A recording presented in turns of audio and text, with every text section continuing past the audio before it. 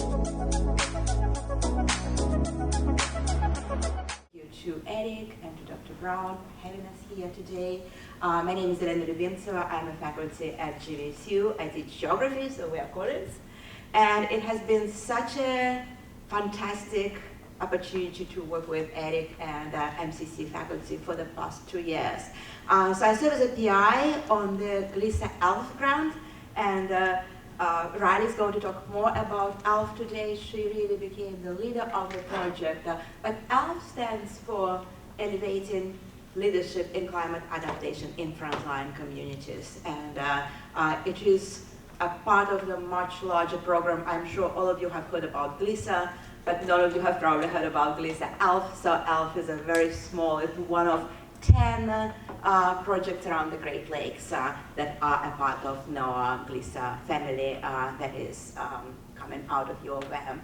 So it was really great to work with MCC and University of Michigan and WIMIAC. And I wanted to say a huge thank you to Tanya, who has been a consultant on this grant, sharing her deep understanding of this community and her many years of leadership experience in a variety of environmental issues. And it was really great to work with you, Eric, because you help us to mobilize all the students and bring them to the movement. So I think it has been a beautiful multi-generational model, because we really need everybody. We need all generations. We need to learn from each other, and we need to be each other's peers and peer mentors and teachers and learners all at the same time. So for me also, it was a great privilege to work with 4 GVSU students who, you know, they're called research assistants, but they're much more than research assistants. We really see them as co-PIs, as leaders. And so Rylie was the very first GLISA RA. She was working together with Rebecca Lubbers, who just graduated from geography department also, and Rebecca couldn't be here today.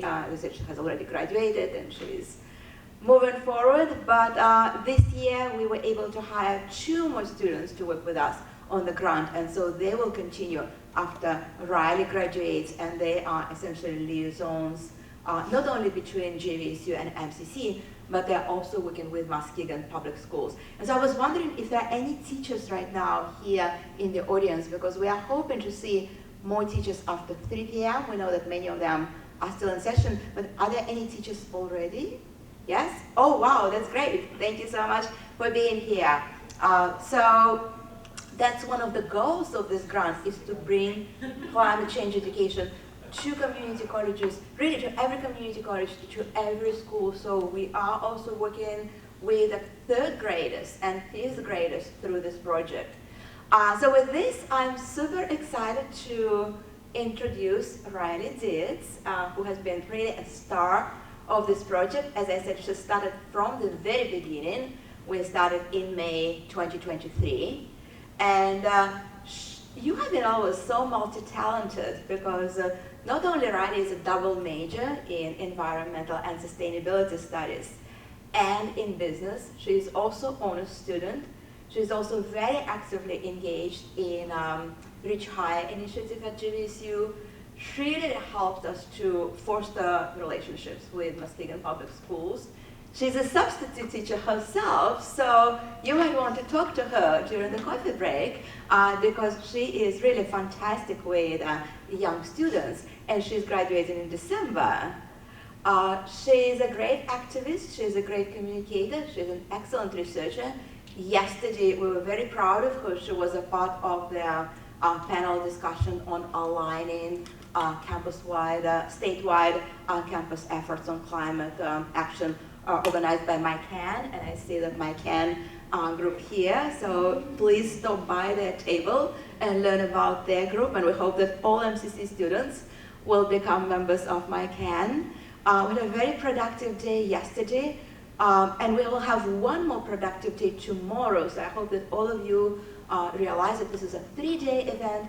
We started yesterday at GVSU. We're very, very grateful to MCC for supporting this event today. And tomorrow we'll have an opportunity to engage with our international partners from Indonesia, Australia, France, Canada, and it's all, of course, going to be online because we want to reduce everybody's carbon footprint, and also we all have budgetary constraints, so it's all going to be on Zoom. If you are aware, I'm sure you all probably use the web page of the CCS 2025 to register for this event. So this is the same page where you can access all the hyperlinks tomorrow to go to the webinar.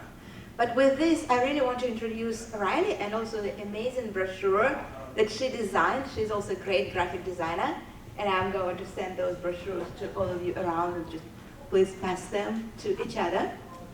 And Rylie will talk about Glissa Elf. So please help me to welcome Rylie.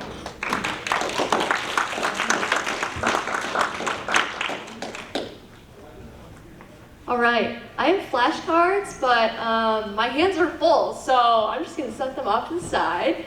And I've given this presentation a few times, and if you ask me if I'm nervous, I would say yes. Not because I've given it all these times, but because this is probably my last time speaking about this project, just because I'm about to graduate, so I'm hitting the ends of my end at Grand Valley, which is super exciting.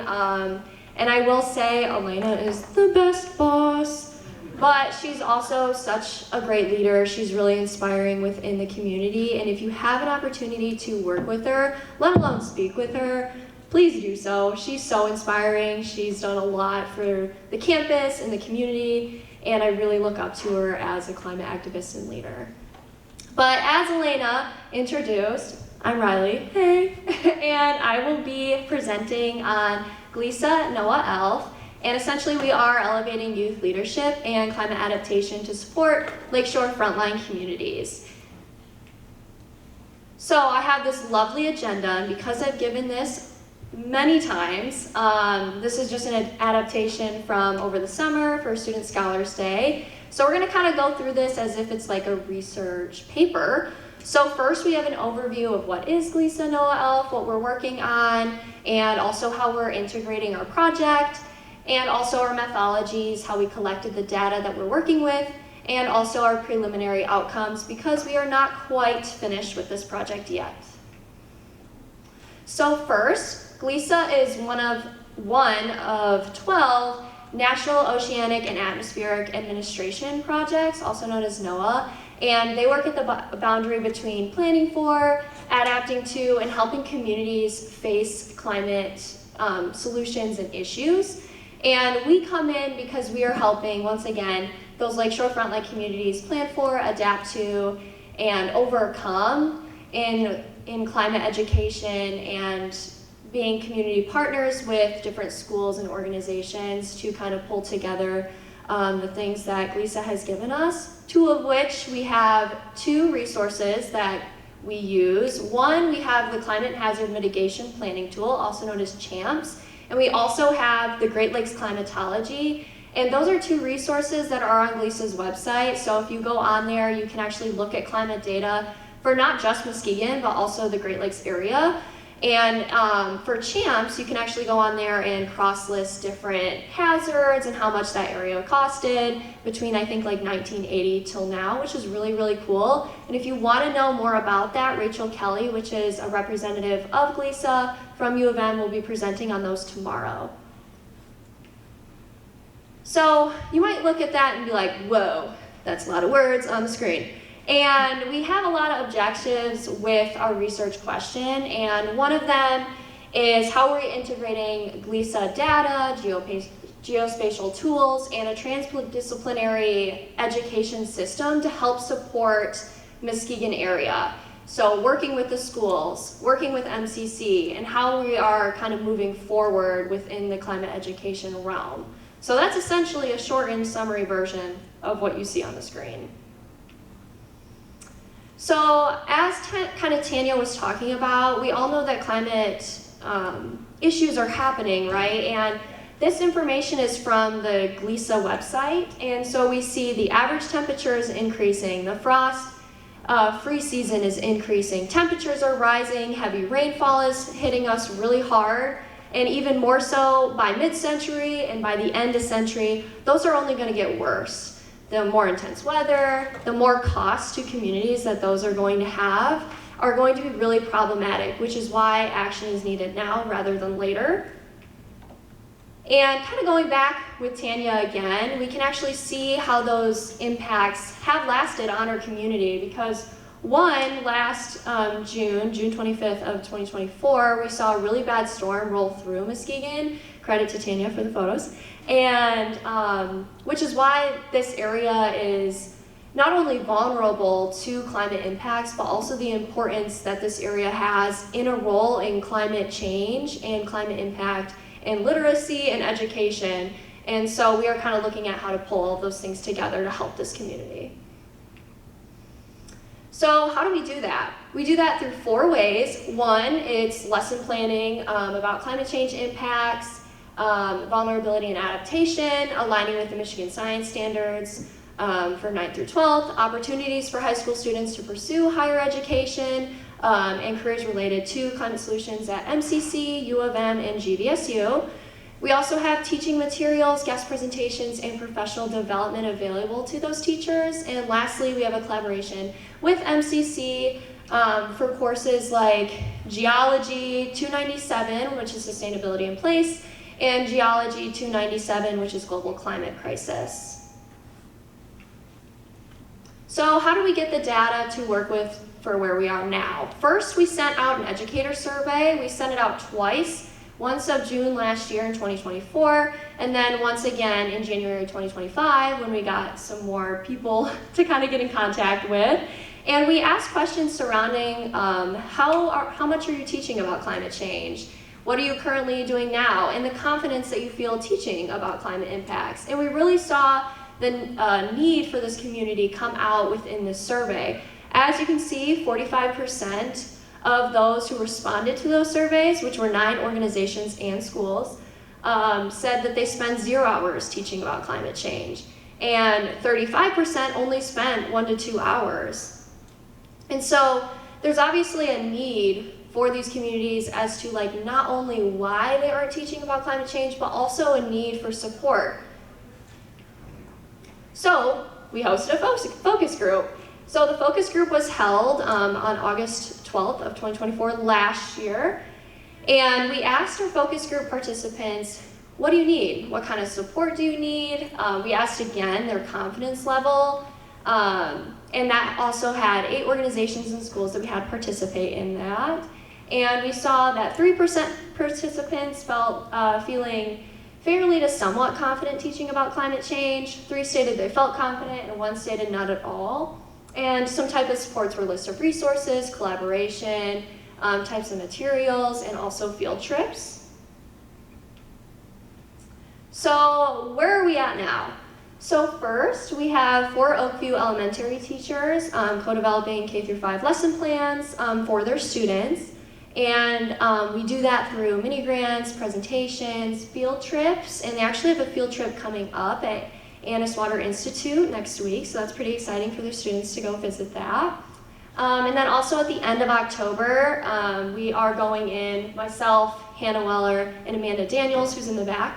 We're all going into the classrooms and giving presentations about climate impacts. Hannah is doing her presentation on climate hope and climate grief. I'm doing an activity for the students, keep them engaged. And then Amanda is talking about climate careers. So we also have a MCC integration here because they just launched 2 new classes, as I kind of mentioned earlier. The first one is Sustainability in Place, and the second one is Global Climate Crisis. And those classes are directly transferable into Grand Valley, which is really, really cool. At Grand Valley, those classes are GPY 101 and GPY 112, which are exact, almost replicas of the ones offered here. So congratulations to Eric. And secondly, I just want to take a moment to thank Eric and the work that he's done to host, because that's actually our second goal. So we're actually experiencing a major outcome of this project being here today, helping MCC host the Climate Education Solutions Summit. So we want to give Eric a hand for all of his work that he's done. Super exciting, congratulations. And that's all. Short and sweet, but I'll also be around for any questions.